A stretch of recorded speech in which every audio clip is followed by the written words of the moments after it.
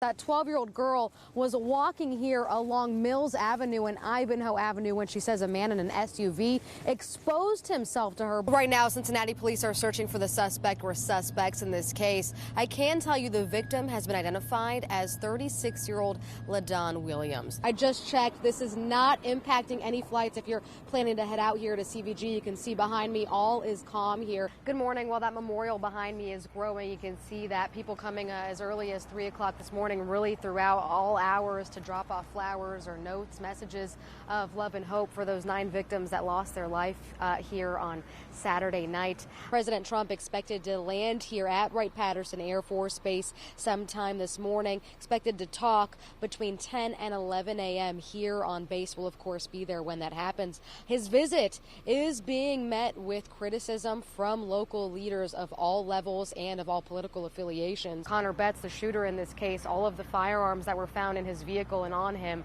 were purchased and registered legally to him. So including the shotgun, the rifle in his vehicle.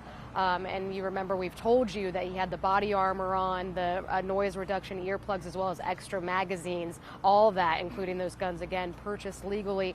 The Dayton police chief calling that fundamentally problematic that he was able to obtain those guns like he did. We will have a live stream of that 9 o'clock news conference with Governor DeWine to see what he has to say. But again, that conversation is expected to be geared toward gun reform.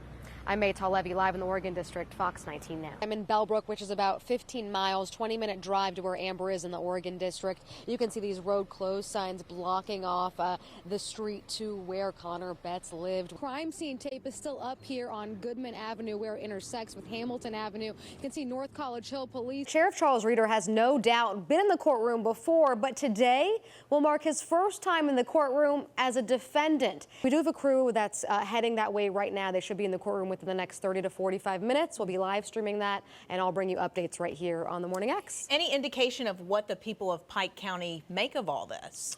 It seems like there's been a lot of speculation about this. There's always been that back and forth between the Pike County prosecutor and the Pike County sheriff there, who you just saw, Sheriff Reeder. So there's been a lot of contention between the two, and definitely the community is already reeling from the Roden murders. So now to have this added layer of just instability, I think, on top of that is going to play a role. Police tell me that these suspects are going around to cars, pulling on the door handle. It was a very emotional news conference, one of the most emotional news conferences I've ever been to.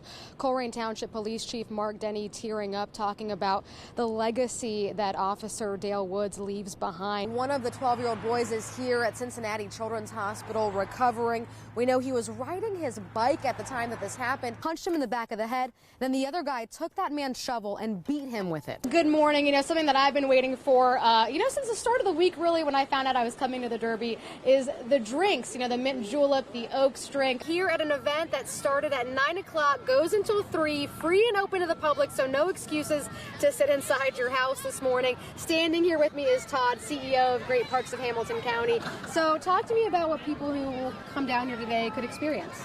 Pretty exciting stuff. Cincinnati getting their first professional soccer team, but it did not come without controversy. Where it was going to go, as I'm sure you all remember, was a big deal between Oakley and Newport, Northern Kentucky area, but it's coming here. You take a flag and you walk with it across to another corner, hoping that drivers will see you as you walk along the crosswalk. I'm actually inside Taft's Ale House. I wanted to show you how much fun people are having in here. It's outside that's the problem for customers, employees, and employers. This white van was filled with donations tonight to hand out things like those hats, coats, and gloves. But now that those donations are gone, they're offering rides to get homeless people into shelters. Now, this is the apartment complex that's being surrounded by Cincinnati police officers as they investigate this case. The people involved say they were just having an innocent snowball fight. They're investigating this case. They're keeping an extra eye out in over the Rhine, especially in the early morning hours, hoping to catch the suspect. Covington Catholic High School is actually not in the city of Covington, but